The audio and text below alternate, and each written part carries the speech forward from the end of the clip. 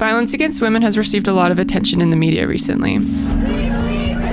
But did you know there's still an aspect of violence against women that most people aren't aware of? And that's financial abuse. Financial abuse is when someone tries to control someone else's access to resources or sabotage their ability to support themselves. WomanAct first undertook this research because we had identified it as a need.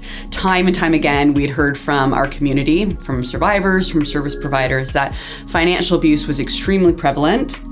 There weren't a lot of services out there for financial abuse as a form of intimate partner violence. I did a literature review last year on financial abuse, and I can say that the vast majority of the studies completed in the Western context have been quantitative in nature. Being around for so many years, I've seen a lot of research and surveys being done.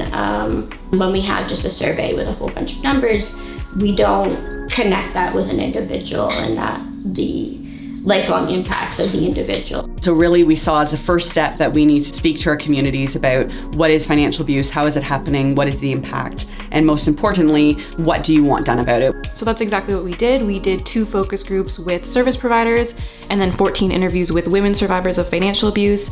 And then we published those results in a community report this past fall. So we got a lot of valuable data from the focus groups and interviews that allowed us to identify a range of experiences of financial abuse. The drug users and the dealers, how like the women, they keep them hooked on it and they start they hustling their money from them. I wanted to share my experience with, in my particular case, women in my age group, because I know there's a lot of vulnerable women out there.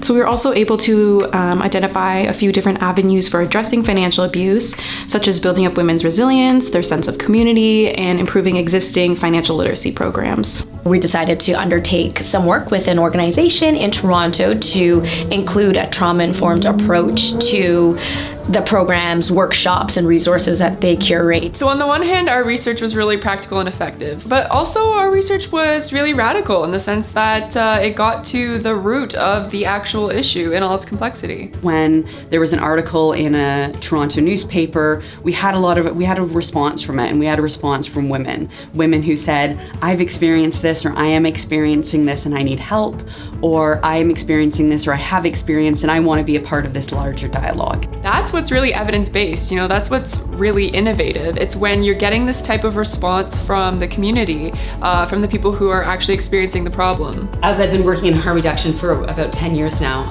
a lot of our funding has to be scientific, evidence-based.